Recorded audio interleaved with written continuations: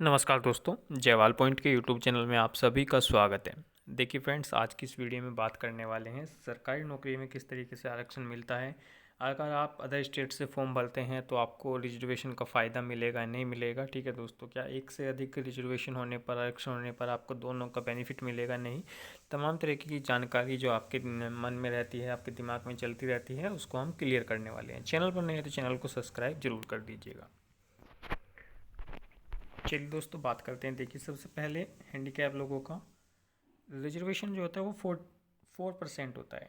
आप सभी को पता है कि 4 कैटेगरीज हैं आपकी। OH, जिसको LD बोलते हैं, और OH एक ही कैटेगरी है, ये लोकोमोटर डिसेबिलिटी या ऑर्थोपेडिक हैंडीकैप। दूसरी VI विजुअल हैंडीकैप, तीसरी HH कैंडिडेट जो कि हेयरिंग हैंडीकैप, और चौथी MD कैटेगरी।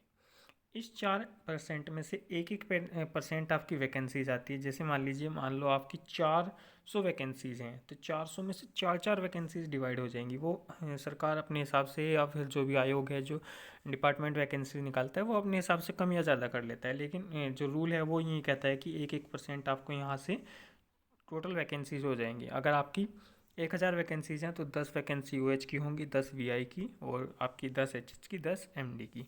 तो इस तरीके से आपको रिजर्वेशन का बेनिफिट मिलता है सरकारी नौकरी के अंदर। ये 4 कैटेगरीज हैं आपकी। ठीक है, इसमें ऑर्थोपेडिक जो हड्डियों से रिलेटेड संबंधित होते हैं, पोलियो से ग्रसित या फिर पैरों में, हाथों में जिनकी प्रॉब्लम होती है वो OH में। विजुअली होते हैं, जिनको देखने में प्रॉब्लम होती है VI में, और जिनको सुनने में, बोलने में प्रॉब्लम होती है वो HH में, और जिनको इन तीनों में कंबाइंड प्रॉब्लम है वो आपका MD कैटेगरी में आता है। और एक एक परसेंट आपका रिजर्वेशन होता है। अब दूसरी बात कर लेते हैं। जैसे मान लीजिए अभी बिहार में वैकेंसीज आई हुई हैं दोस्तों, या फिर आप जैसे यूपी से हैं, आपके किसी भी राज्य में वैकेंसीज आई, मान लीजिए बिहार में आई, हरियाणा में आई, राजस्थान में आई, और आपने वहाँ से फॉर्म भर दिया कोई भी एग्ज़ाम का। ठीक है, जो स्पेशली इन स्टेट का फॉर्म है वो, ये बिहार टीचर का निकला, बिहार क्लर्क का फॉर्म निकला है, अभी हरियाणा का ग्रुप D का फॉर्म निकला है, क्लरिकल का, राजस्थान का कोर्ट वगैरह का कुछ भी आपका फॉर्म निकला, और आप यूपी से हैं, आपका हैंडीकैप सर्टिफिकेट बना हुआ है, तो अगर आप बिहार में फॉर्म भरोगे दोस्तों तो आपका यहाँ पर ये सर्टिफिकेट काम नहीं करेगा। यहाँ पर आपका जनरल कैटेगरी में आपको काउंट किया जाएगा, क्योंकि सब कुछ वोटिंग के सिस्टम से होता है। वोट यहाँ के हैंडीकैप वगैरह नहीं देती, इस वजह से, या कुछ भी मान लीजिए जो भी सरकार का रूल है, रूल यही कहता है आप जो है अगर SC कैटेगरी में भी होंगे, यूपी में भी, ST में भी होंगे, आपकी कोई भी कैटेगरी हो, दूसरी कैटेगरी में आप जनरल कैटेगरी में जाओगे दूसरे स्टेट के अंदर।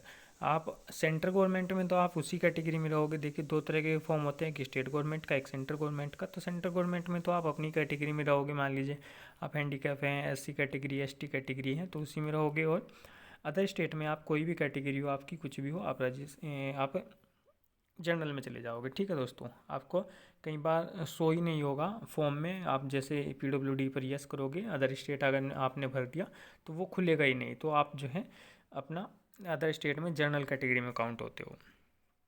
तीसरा हमारा क्वेश्चन है, क्या 2 आरक्षण है। मान लीजिए आपने अभी EWS का सर्टिफिकेट बनवा लिया है, या OBC कैटेगरी का भी आपके पास है, SC का है, ST का है, साथ ही साथ प्लस में आपके साथ पास हैंडीकैप सर्टिफिकेट भी है,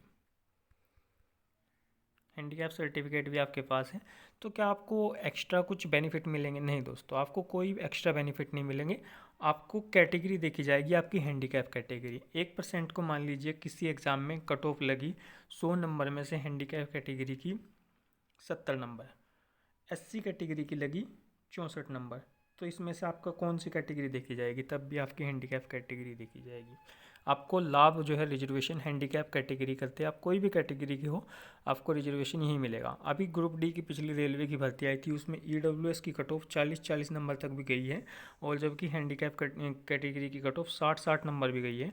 तो यहाँ आपको EWS का रिजर्वेशन नहीं, आपको हैंडीकैप कैटेगरी का रिजर्वेशन मिलेगा। आपकी ST कैटेगरी हो, ST कैटेगरी में कई बार देखना, हैंडीकैप कैटेगरी की बैंकिंग एग्ज़ाम में देखना आप, कट ऑफ 75-80 इस तरीके से जाती है, वहीं ST कैटेगरी की 55 नंबर तक चली जाती है। तो अगर आपने ST कैटेगरी है और हैंडीकैप कैटेगरी है, तो आपको हैंडीकैप कैटेगरी में ही माना जाएगा, क्योंकि आपको प्रॉब्लम हैंडीकैप वाली है।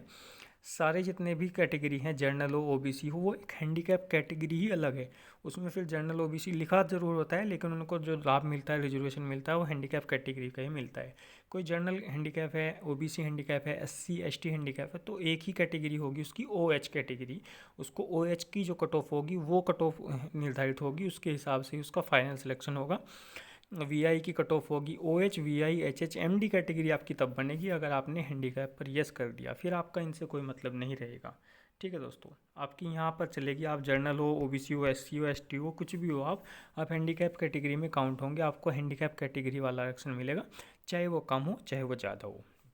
कई बार जो है आपका कम ही होता है ज़्यादातर तो, लेकिन कई बार ऐसे केस बन जाते हैं कि एसटी कैंडिडेट से या ईडब्ल्यूएस से ज़्यादा चली जाती है हैंडीकैप कैटेगरी की कट ऑफ, जब फॉर्म वगैरह ज़्यादा हो जाते हैं तो फिर आपको हैंडीकैप का ही रिजर्वेशन मिलेगा।